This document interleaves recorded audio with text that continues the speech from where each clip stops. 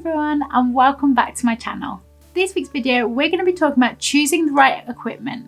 This is for mural artists working at height. So you may have painted a few murals already, or you may have never painted a mural, but you're starting to think about painting bigger murals. So murals where you have to think about height equipment, and there is a lot to choose from. So today I'm going to be going through the different types of height equipment that you can use as a mural artist, some of the things you have to consider when thinking about which piece of equipment to use, and then figuring out which is the best for your project. Hey, I am Nocciola the drawer, an artist and adventurer from the UK. Let's get creative. This video is trying to help you get confident with working at heights and helping you know what is available and out there so you know which equipment to use for working at heights. So in this video we're specifically talking about things like boom lifts, scissor lifts, the different types of ladders that are available, the different types of scaffolds that are available as well, and what might work for your project. Safety is a key feature here when working at height. So depending on the different height and the different equipment that you use, there'll be different safety aspects that you've got to think about. So let's go through some of the equipment and some of the things that you might need to know before hiring an equipment. So let's start from your project and the questions that you have to ask. So you might have a mural client. You have to find out if the mural is indoor or outdoor, and they are key. That is key information to know which equipment you're going to use. You're going to need to know the width and the height of the mural, and then that is also going to be key information to know what height you're at. It would also be good to know the surrounding of your mural. So if it is outdoors, how much space have you got on the pavement? Is it near a busy road? Is there something in the way? Do you have to go around another building?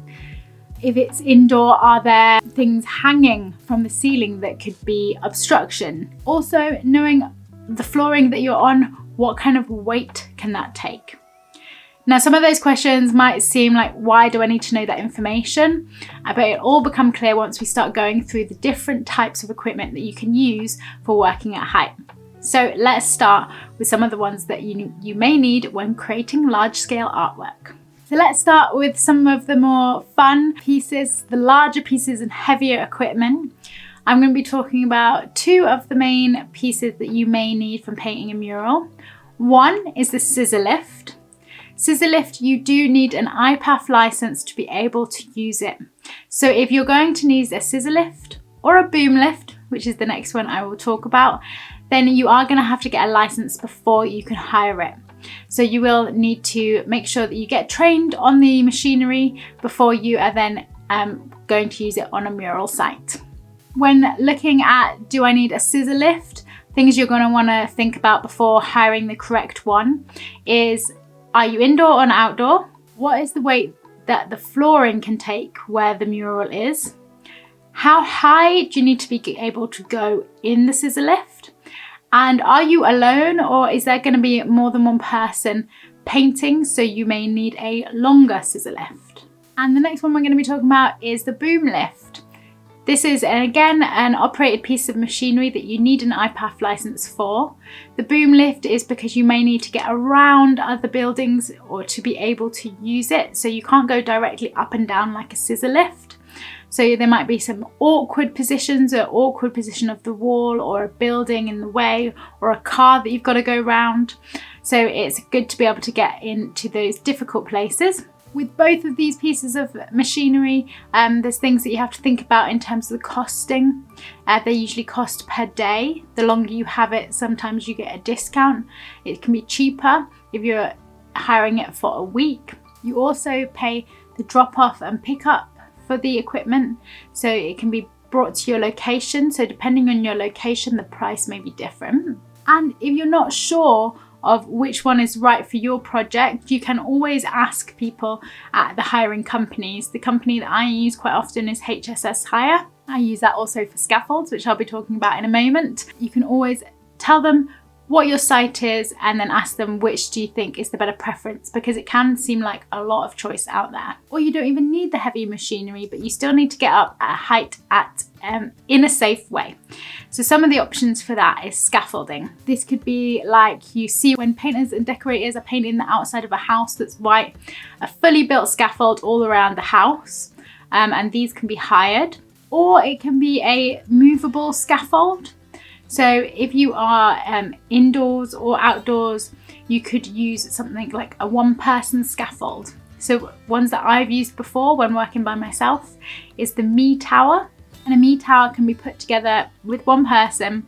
It's for certain heights, and you can pack it up and put it up each day as well if you wish. So that is the one-man Me Tower.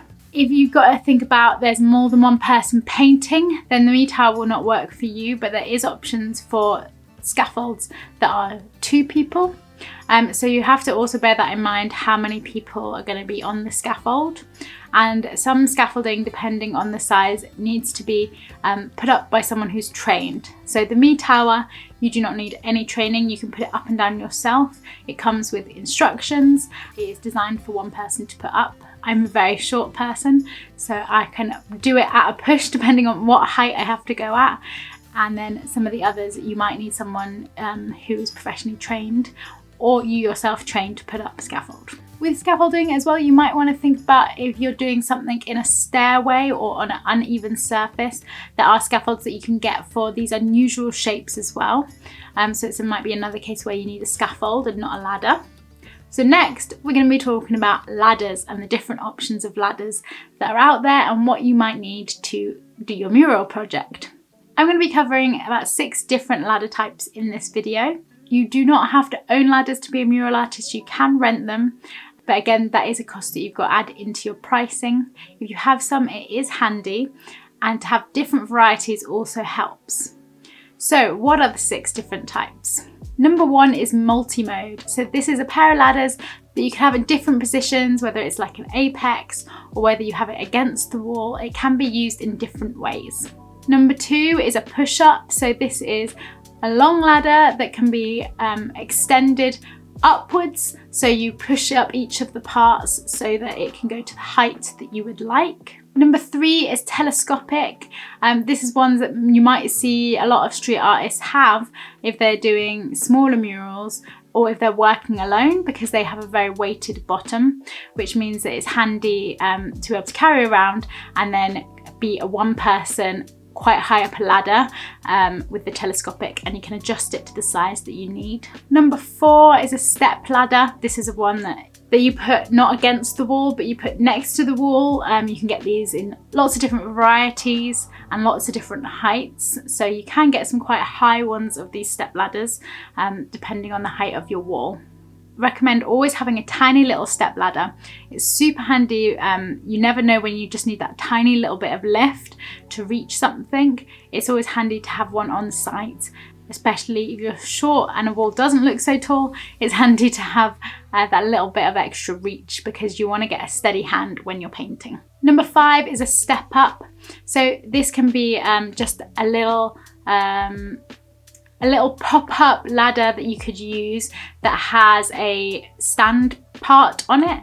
So that means that you can just reach that kind of extra area by having the platform, but also it's small enough to carry around if you are working on the street and doesn't take up too much room.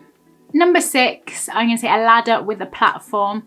I use a ladder that can also be used as like a platform. It's a bit higher than a step up, but it means that you've got that longer distance to stand up on and work along, which is really handy for if you're working on a longer mural that's not so high. But then also the ladder can be moved into different positions if you want to use it in a different mode. If you're working with a hiring company, there is no stupid questions. You can ask them, you can let them know. I've done it before when you have a site and you know it's an apex and you're like, I've asked before, like, I am this tall, will this height piece of equipment work okay for me? Because you never know, you have to think about how high you are and whether the equipment you hire will be the correct for you to reach the top. So do bear that in mind as well.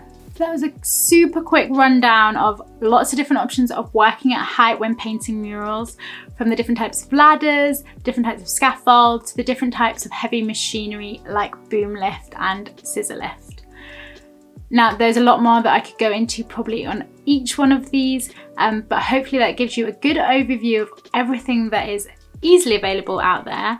And there are some other options out there too, but those should cover most of your projects. If you've got any questions on working at height with murals, let me know in the comments below, and give me a thumbs up if you found this video useful.